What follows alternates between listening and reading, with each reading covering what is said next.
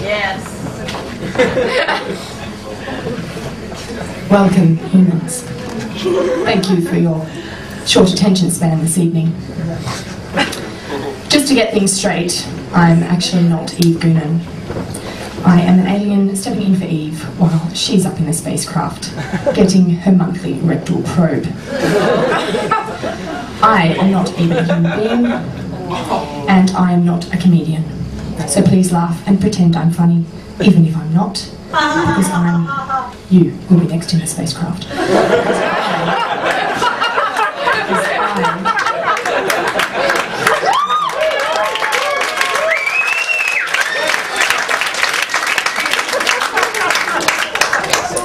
Because I'm pretending too.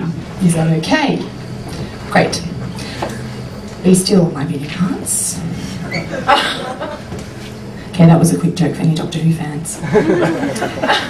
As a creature from an objective perspective in a parallel dimension, there are a few things about you humans and planet Earth that I find quite weird. Has anyone here done the HSC or know anyone sitting for it this year?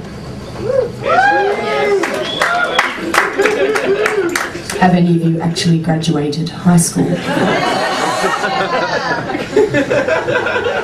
Well, if you did answer yes to either of those questions, you are in fact a terrorist, or a terrorist in training. How so? I have one word for you: the law of attraction. Let me explain. That was 3 words, sorry, but let me explain. We hear all the time about HSC students topping themselves quicker than suicide bombers on the Gaza Strip. I can tell you what goes on in the mind of a serial HSC student. Preparation for those kinds of exams requires severe mental discipline and brainwashing, the type that Osama bin Laden and the American Secret Forces love to instill in their terrorists. Number 2, when a student of that calibre fails an exam, it is in their mind the end of the world. So by a law of attraction, which dictates that we create what we think, if 20,000 New South Wales HSC students are all thinking, oh shit, the world's ended, my life's over, guess what's going to happen? That's right. Who needs Al-Qaeda when you have teenage students riddled with angst? 90 out of 100 in physics, there goes China. 80 out of 100 in 3-unit maths, or should I say 30 out of 50 is more appropriate, for those who actually did it. Yes, and 90 out of 100 in physics, well, you know. So anyway, as you can see, there's a bit of a problem.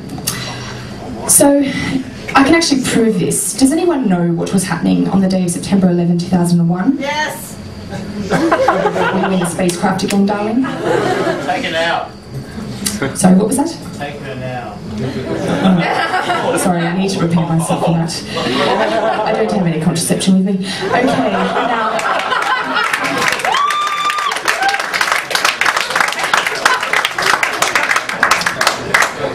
What was actually happening on the day of September 11 was that was the day when thousands of Year 12 students were getting their trial HSC results. 89 out of 100 in engineering science. Oops, there goes the Twin Towers. Now, yes, I can see that it's a bit of a strange concept. However, the law of attraction is very powerful, my friends. And from that point of view, the entire Operation HSC should be bombed. And the naive high school teachers who believe they're actually helping society when in fact they are just part of Osama's master plan. Now, your defunct education system can also be blamed for the widespread speeding epidemic that has swept your planet. How many words can you read and write in a 50-minute exam? People leaders who speed have simply transferred this skill into a more practical application. What is the point of learning something if you can't use it in the real world? And who needs speed reading when you can do 140 miles per hour down the M4 in a ripped off, fully sick WRX? I had a speed reading accident myself once. I was racing through Wuthering Heights when I hit a bookmark.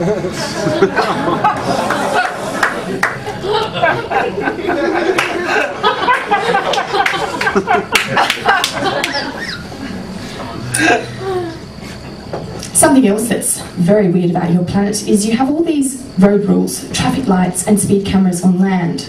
But what about under the water? Do you realise how many fish die every day due to a fatal collision with a drunk shark? You definitely do not want to run into a hammerhead. There are also very high rates of road krill.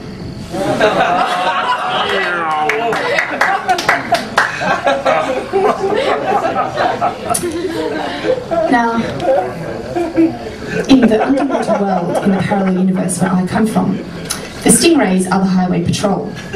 The same stingrays that ray-gunned Steve Irwin because he was speeding. How do you think they got the footage of his final moments? A speed camera. What else? Shark schools teach with books like How to Eat Friends and Digest People. Compulsory viewing in tuna schools is an educational romance film called Gone in the Tin. Luckily, species of salmon are now protected by anti-smoking laws. What about your fish now?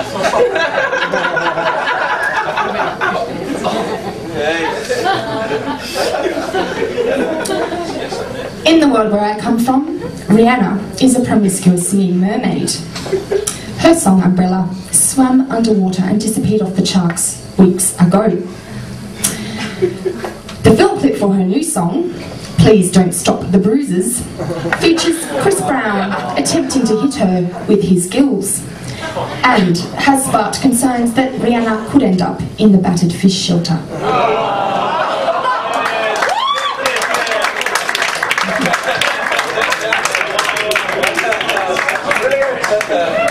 However, the song has reached record scales and has earned Rihanna another $3 million more for her underwater singing skills, which is what gives her voice its distinctive sound. Who needs the pill when you have that kind of breath control? In my world, Amy Winehouse is actually a sea urchin, made famous by her addiction to toxic mercury, her sea slug husband, and her hairstyles that impersonate box jellyfish. And speaking of box jellyfish, the Japanese still use jellyfish to make KY jelly. Unfortunately, Gen Y jelly is not available yet because studies show it's easily distracted and doesn't like to work.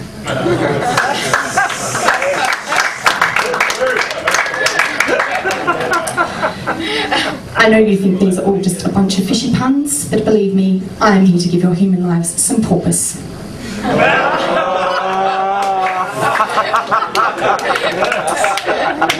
It has been wonderful visiting you from the planet Neurosis.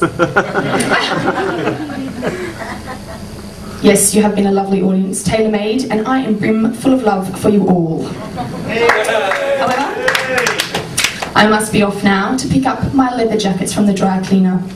So thank you very much for your divided attention. Good night.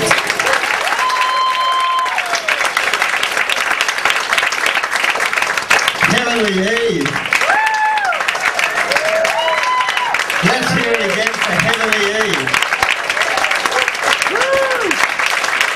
All right. And now, gang, it's that moment you've all been waiting for. Keep those hands clapping. Look at what we've got in store.